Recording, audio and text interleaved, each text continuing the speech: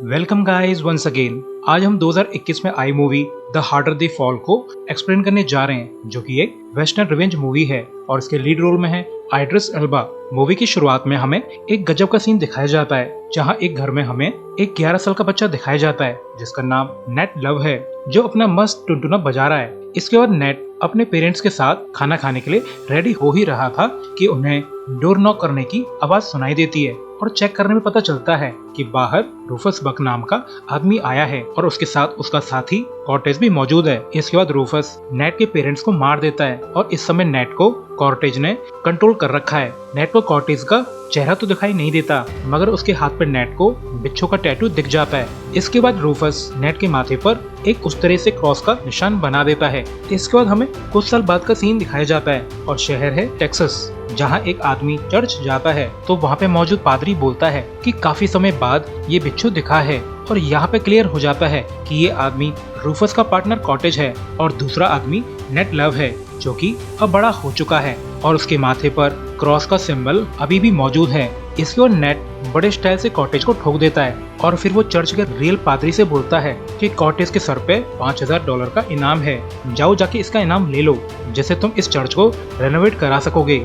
इसके बाद net love यहाँ से निकल जाता है। वहीं दूसरी तरफ क्रिम्सन हुड गैंग वाले बैंक लूट के अपने अड्डे की तरफ लौट के आ रहे थे, मगर इस बात की भनक एक दूसरे गैंग वालों को भी लग जाती है, जो कि क्रिम्सन गैंग के लिए एम्बुश सेट करके बैठे थे। और रेंज में आते ही ये लोग क्रिम्सन गैंग पर फायरिंग स्टार्ट कर देते हैं और जल्द ही ये लोग क्रिम्सन गैंग के सभी लोगों को मार देते हैं सिवाय एक आदमी के। इसके बाद हमें पता चलता है कि एम्बुश सेट करने वाले सिर्फ 2 ही लोग थे, जो कि नेट लव गैंग वाले थे, और इन महाशय का नाम शार्प शूटर बिल और दूसरे वाले का नाम क्विक ड्रॉ जिम है। इसके बाद जब ये दोनों लास्ट रिमेनिंग गैंग वाले से पूछताछ करते हैं तो वो हंसते हुए बताता है कि तुम लोग तो गए काम से, तुम्हें अंदाजा भी नहीं है कि तुम लोगों ने किसका पैसा लूटा है। इसके बाद हमें डगलस टाउन दिखाया जाता है, जहाँ पर नेट लव बड़े स्टाइल से गलियों में होते हुए एक सैलून जाता है, जहाँ उसकी मुलाकात hot and strong lady coffee से होती है, जो कि इस सैलून से ट्रबल मेकर्स को दूर रखती है, यानी वो सिक्योरिटी इंचार्ज है। इसके बाद सैलून में गाना बजाना शुरू हो जाता है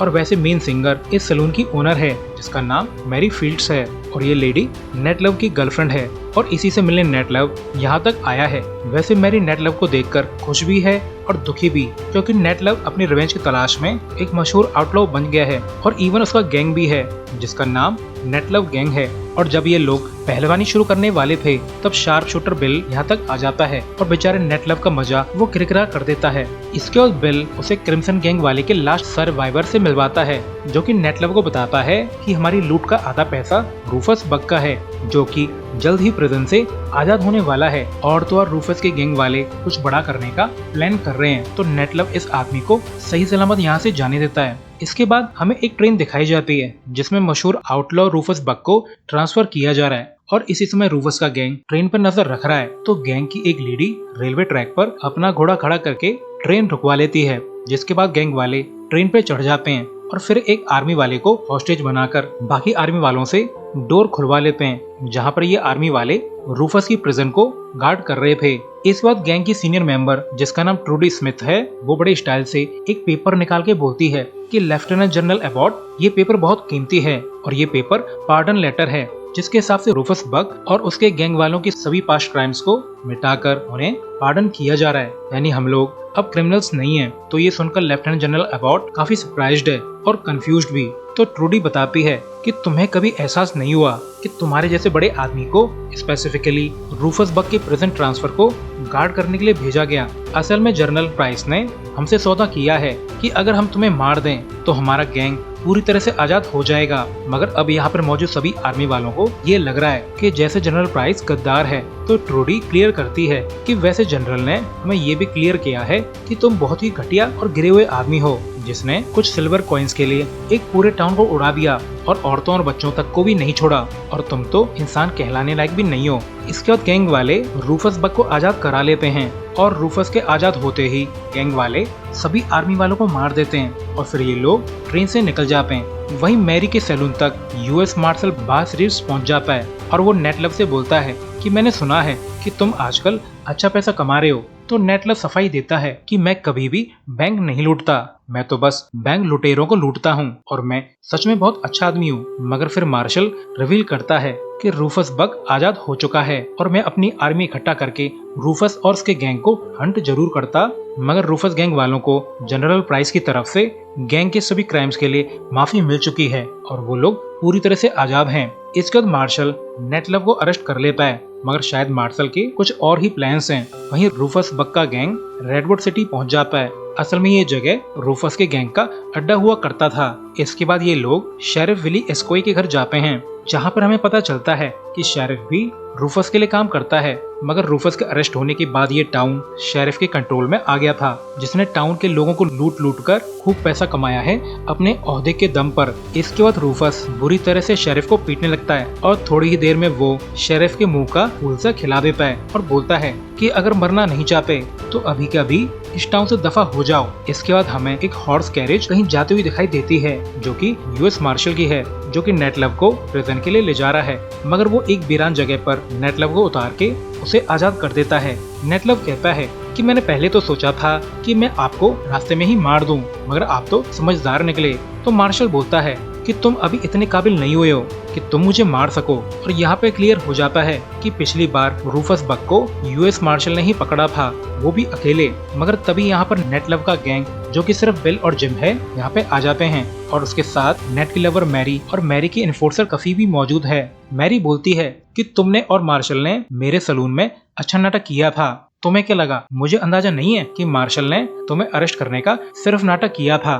तो नेटलव सफाई देता है कि मैरी, रूफस बक बहुत खतरनाक है और मैं उसे खत्म करने जरूर जाऊंगा, मगर मैं अपनी पर्सनल रिवेंज के लिए तुम लोगों को खतरे में नहीं डाल सकता। इसके बाद नेट बिल और जिम से बोलता है कि हमने क्रिम्सन गैंग से जो पैसा चुराया है उसे लेकर कहीं दूर चले जाओ और अच्छी जिंदगी जियो। मगर नेटलव का इमोशनल ड्रामा कोई भी नहीं सुनता और सभी लोग नेटलव के साथ जाना चाहते हैं। इसके बाद ये लोग रेडवुड सिटी की तरफ चल देते हैं। उन्हें बिग मिशन जो पूरा करना है, वहीं हमें रेडवुड सिटी में ट्रूडी स्मिथ का सैलून दिखाया जाता है, जहाँ पर ट्रूडी रूफस से बोलती है कि ये जगह हमारी जन्नत बन सकती है, मगर उसके लिए बहुत सारा पैसा लगेगा। मगर सारा पैसा तो शेरिफ विली खा चुका है। तो रूफस ट्रूडी को भरोसा दिलाता है कि हम लोग अपने काम में कामयाब जरूर होंगे। इसके बाद ट्रूडी टाउन वालों के सामने बोलती है कि रूमर्स के हिसाब से सरकार इस टाउन को क्लेम करने वाली है और आप सभी के घर और प्रॉपर्टीज हाईएस्ट बिडर्स को बेच दी जाएंगी। मगर रूफस बक इस सब को रुकवा सकता है, जिसके लिए हमें $50,000 इकट्ठा करने होंगे, वो भी आप लोगों से। तो टाउन वाले बोलने लगते हैं कि अगर हम लोग अपनी आखिरी चमन्नी तक भी तुम्हें दे दें, तब भी $50,000 इकट्ठा नहीं हो पाएंगे। और वैसे भी हम लोग रूफस बक जैसे बुरे आदमी को पैसा क्यों दें। तो रूफस यहाँ आकर बोलता है कि रेडवुड को मैंने अपने लिए नहीं बनाया है, ये हम सबका है, तो इसकी तरक्की के लिए हम सभी को मेहनत करनी पड़ेगी। तो $50,000 इकट्ठा करो, चाहे जैसे भी करो, वरना मैं तुम सभी को मार डालूंगा। वहीं जब विली जंगल से होते हुए कहीं जा रहा था, तब बिल उसे गन पॉइंट पे ले लेता है। ऑफकोर्स विली अपना शेरिफ बैच दिखाकर टशन झाड़ता है, मगर नेटलव गैंग वालों के साथ उससे भी बड़ी पहुंच वाला आदमी था, यानी यूएस मार्शल। तो ये लोग विली को पकड़ लेते हैं। जिम कहता है कि क्यों ना हम इसे उड़ा दें, मगर विली बोलता है कि क्या तुमने किसी शेरिफ या मेयर को मारा है? यकीन मानो, शेरिफ और मेयर को मारना आसान है, मगर असली परेशानी तो उनके मरने के बाद खड़ी होती है। और तुम्हारी बदकिस्मती, मैं शेरिफ और मेयर दोनों हूँ। मगर ये बात अलग है कि रूफस ने मुझे मेरे ही टाउन से बाहर निकाल दिया। तो यूएस मार्शल कहता है कि रूफस जैसे लोग तभी पकड़े जाते हैं जब उनका अपना ही कोई आदमी उन्हें धोखा दे दे। और जहाँ तक मुझे याद है, तुमने ही रूफस को धोखा दिया था और उसे पकड़वा दिया, और बदले में तुम्हें रेडवुड का शेरिफ और मेयर बना दिया गया। इसके बाद विली इन्हें बताता है कि रूफस रेडवुड को बचाना चाहता है, जिसके लिए उसे बहुत सारा पैसा चाहिए, जो कि रूफस के पास नहीं है। तो नेटलव विली से बोलता है कि तुम आज रात हमारे साथ काट सकते हो, मगर सुबह होते ही यहाँ से निकल जाना। इसके बाद ये लोग यहीं पर डेरा डाल लेते हैं और रेस्ट करने लगते हैं। मैरी नेटलव से कहती है कि विली भरोसेमंद नहीं है और मैं तुम लोगों से पहले रेडवुड जाऊंगी और वहाँ पर रूफस के गैंग की खबर इकट्ठा करूंगी। जब नेटलव इसके लिए मना करता है, तो मैरी बोलती है कि रेडवुड में तुम्हें, जिम, बिल और मार्शल को सभी लोग जानते हैं और टाउन में घुसते ही तुम्हें गोली मार दी जाएगी। और वैसे भी सबको पता है कि मैं बहुत पैसे वाली हूँ, क्योंकि मैं मैरी सैलून की चेन चलाती हूँ और रूफस को रोकड़ा चाहिए, तो मैं उसकी आइटम ट्रूडी से उसका सैलून खरीदने के लिए डील करूंगी। इसका नेटलव मैरी को शादी के लिए प्रपोज करता है, मगर मैरी उसके प्रपोजल को ठुकरा देती है और यहाँ से निकल जाती है। और थोड़ी ही देर में वो रेडवुड पहुँच जाती है, जहाँ उसे टाउन में इंटर करते ही पहचान लिया जाता है। इसके बाद ट्रूडी के आदमी मैरी को घेर लेते हैं और यहाँ पे हमें पता चलता है कि ट्रूडी और मैरी एक दूसरे को जानते हैं, क्योंकि दोनों ही सलून चलाते हैं और अपने कंपटीटर को जानना अच्छी बात है। इसके बाद मैरी को रूफस के सामने ले जाया जाता है। मैरी रूफस से कहती है कि मुझे मालूम है कि तुम्हें काफी पैसे की जरूरत है और क्यों ना तुम मुझे ये सैलून बेच दो और मैं इसे आसानी से खरीद सकती हूँ, और ऐसा करने से तुम्हारे पैसों की जरूरत भी पूरी हो जाएगी। तो रूफस बोलता है कि मैं तुम्हें जानता हूँ, मगर तुमसे ज्यादा मैं अपने आप को जानता हूँ और मैं रूफस बक हूँ और मुझसे सब डरते हैं। तो मेरे अड्डे पे एक अकेली लेडी का आना नॉर्मल बात नहीं है। तुम्हारे आने के पीछे कोई अल्टर मोटिव भी जरूर है, क्योंकि मैं इत्तेफाक में भरोसा नहीं रखता। इस वक्त मैरी को पकड़ लिया जाता है और अब तक सुबह हो चुकी है और वादे के अनुसार मैरी लौट के नहीं आई। तो नेट समझ जाता है कि कुछ तो गड़बड़ है, तो वो भी रेडवुड के लिए चल देता है। इसके बाद ट्रूडी मैरी को टाउन के बीचों बीच डालकर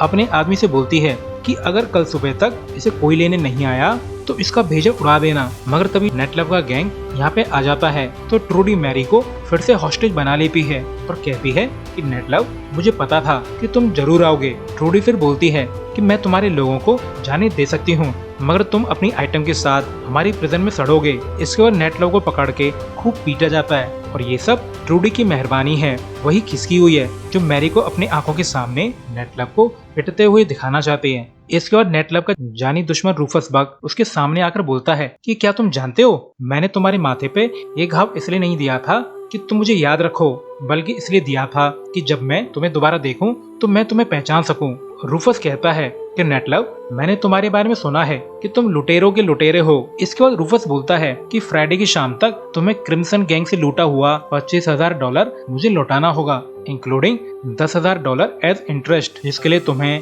एक बैंक लूटनी पड़ेगी। इसके बाद रूफस नेटलव को जाने देता है, जो सीधा अपने गैंग के पास जाता है और उन्हें सारा किस्सा समझाता है। तो यूएस मार्शल नेटलव से बोलता है कि मैं तुम्हें एक बैंक लूटने नहीं दूंगा, मगर मैरी फील्ड की लाइफ का सवाल है तो मैं क्या कह सकता हूँ। इसके बाद नेटलव बिल और जिम से कहता है कि तुम क्रिम्सन गैंग वाला पैसा ले आओ और मैं और कफी बैंक लूटने जाएंगे। इसके बाद ये लोग आगे की डेस्टिनेशन के लिए निकल जाते हैं और जल्द ही मेजविल तक पहुंच जाते हैं, जो कि एक वाइट टाउन है। और फिर नेटलव और कफी सीधा टाउन की बैंक तक पहुंच जाते हैं और ऑब्वियसली इनका वार्म वेलकम नहीं होता, तो ये लोग स्टाफ पे गन तान देते हैं। इसके बाद कफी बैंक से पैसा चुराने लगती है और फिर ये लोग बैंक लूटकर यहाँ से भाग जाते हैं। मगर स्पेशल पार्ट, इन लोगों ने डकैती के दौरान एक भी इंसान को गोली नहीं मारी थी। इसके बाद ये लोग फिर से इकट्ठा होते हैं। तो यूएस मार्शल बोलता है कि मैं रूफस को जानता हूँ कि अगर हमने उसे लूट का पैसा दे भी दिया तो भी वो मैरी को आजाद नहीं करेगा, और ये बात नेटलव भी अच्छे से जानता है। और जब ये लोग घोर चिंतन कर रहे होते हैं तभी इनके पीछे से वाइली एस्कोई आ जाता है और कहता है कि अगर तुम लोग रूफस के खिलाफ जाना चाहते हो तो मैं भी पार्टी ज्वाइन करना चाहूंगा, और वैसे भी तुम लोगों के लिए मैं गिफ्ट भी लाया हूँ, जो कि असल में बहुत सारे वेपन्स और डायनामाइट्स थे। वाइली कहता है कि रूफस ने इन जंगलों और पहाड़ों में कई जगह पे हथियार छुपाए हैं, जो कि एक छोटी आर्मी को आसानी से आर्म कर सकते हैं। वाइली कहता है कि रूफस ने मुझे निकाल दिया, मगर रेडवुड मेरा है और मैं उसे लेकर ही रहूंगा, चाहे मुझे लड़ना ही क्यों ना पड़े। इसके बाद ये लोग रेडवुड सिटी की तरफ अपना कैरेज लेकर चल देते हैं, जिसे मार्शल चला रहा था। वैसे गुंडे यूएस मार्शल को इतने आसानी से नहीं मार सकते, क्योंकि ऐसा करने से उनके पीछे यूएस आर्मी पड़ जाएगी और ऐसा कोई क्रिमिनल नहीं चाहेगा, इवन रूफस बक भी नहीं। इसके बाद मार्शल रूफस के आदमी से कहता है कि मैं रूफस से सौदा करना चाहता हूँ, मगर तभी मार्शल के कैरेज में तगड़ा ब्लास्ट होता है, जिससे रूफस के 2-4 आदमी मारे जाते हैं और धमाके से टाउन वाले भी डर जाते हैं और भागने लगते हैं। और ये सब सीन रूफस भी देख लेता है, जो कि अब काफी ज्यादा गुस्सा है। इसका नेटलव और उसका गैंग यहाँ पर आ जाता है और इस बार वो दूसरे कैरेज में वो पैसा ले तो आए, मगर इस कैरेज में भी काफी सारे डायनामाइट्स थे और कफी उन्हें उड़ाने के लिए बिल्कुल तैयार है। इसके बाद ट्रूडी मैरी को ले आती है, तो नेटलव कहता है कि मैरी को जाने दो, उसके बाद ही डील करते हैं। मगर रूफस का आदमी चेरोकी बिल नेटलव पर गन तान देता है और जिम उस पर तान देता है, मगर चेरोकी बिल जिम के रेड कर पाने से पहले ही उसे मार देता है। और इसके बाद यहाँ पर तगड़ी गन फाइट चालू हो जाती है और फिर गुस्से में नेटलव गैंग का बिल पैसे वाली कैरेज को उड़ा देता है। पैसों का क्या अचार डालेगा जब उसका साथी ही मारा गया। और वहीं जब ट्रूडी मैरी को मारने वाली थी तब कफी यहाँ आकर ट्रूडी के आदमियों को मार देती है इसके बाद मैरी भी एक डेड पर्सन की गन निकालकर 2-4 को ठोक देती है और वहीं नेट लव भी अपना घोड़ा दौड़ा दौड़ा कर गुंडों को बड़े स्टाइल से मार रहा था। इसके बाद मैरी ट्रूडी से जाकर भिड़ जाती है, जहाँ पर इनके बीच में मस्त फाइट होती है। वैसे ज्यादातर तो मैरी पिट रही थी, मगर जैसे तैसे करके मैरी ट्रूडी को ठिकाने लगा देती है। वहीं मार्शल भी चोरी छुपे गुंडों को साफ कर रहा था और जब वाइली डायनामाइट के एक बैग को लेकर रूफस को उड़ाने जा रहा था तो रूफस यह कहकर उसे मार देता है कि मुझे हमेशा से पता था कि तुमने मुझे धोखा दिया था। और अब तक बाहर रूफस के ज्यादातर गुंडे मारे जा चुके थे, मगर नेट गैंग वाले बिल को रूफस गैंग वाला बिल पीछे से आकर मार देता है और ये सब सीन कफी देख लेती है, जो गुस्से में आकर इस दूसरे बिल को मार देती है। और गाइस, अब दोनों बिल मर चुके हैं और अब रूफस और नेट लव गैंग के सभी लोग मर चुके हैं सिवाय रूफस और नेट लव के। इसके बाद नेट लव रूफस से अपनी आखिरी जंग लड़ने चला जाता है और रूफस भी उसका इंतजार कर रहा था। इसके बाद रूफस नेट लव से बोलता है कि मेरे पिता मेरी माँ को बहुत पीटते थे और अगर मैं बीच पिचाव करने की कोशिश करता था तो मुझे भी बहुत मार पड़ती थी और मेरे पिता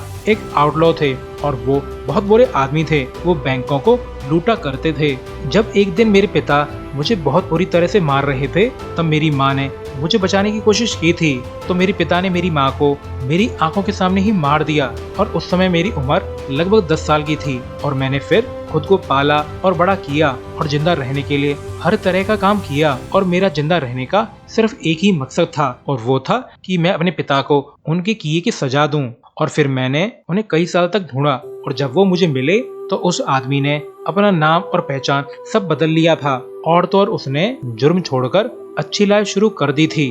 और जब मैंने उन्हें ढूंढा तब उनकी न्यू वाइफ थी और उनका बेटा भी था और वो अपनी लाइफ से काफी खुश थे। और ये देखकर मुझसे सहा नहीं गया कि मेरे पिता ने मुझे एक आउटलॉ बनने पर मजबूर कर दिया और अब वो अपने दूसरे बेटे को अच्छी जिंदगी देना चाहते थे। और ये सब सुनकर नेट लव रोने लगता है क्योंकि उसे अंदाजा है कि उसका पिता और रूफस पिता एक ही आदमी था, यानी ये दोनों हाफ ब्रदर हैं। यानी नेट लव और रूफस बग सौतेले भाई हैं और उसके पिता ने रूफस की मदर को मारा था, जिसका बदला रूफस ने अपने पिता और उसकी न्यू वाइफ को मार के लिया था। रूफस बोलता है कि मैं तुम्हें भी उस समय मार सकता था मगर मैंने तुम्हें जीने दिया और यही तो मेरा असली बदला था, क्योंकि मैं देखना चाहता था कि तुम बिना माँ बाप के किस तरह रह पाओगे और तुम भी बिल्कुल वैसे ही बन गए जैसा मैं हूँ, एक क्रिमिनल। वैसे तुम मुझसे बेहतर हो क्योंकि मैं अपने भाई को मार नहीं पाया, मगर तुम अपने भाई यानी मुझे खत्म कर सकते हो। तो आओ अपना बदला लो मेरे भाई, मैं मरने के लिए तैयार हूँ। इसके बाद नेट लव अपने बंदूक की सारी गोलियां रूफस बग में उतार देता है, मगर अपनी सच्चाई जानकर और अपने भाई को मारकर नेट लव बहुत दुखी है।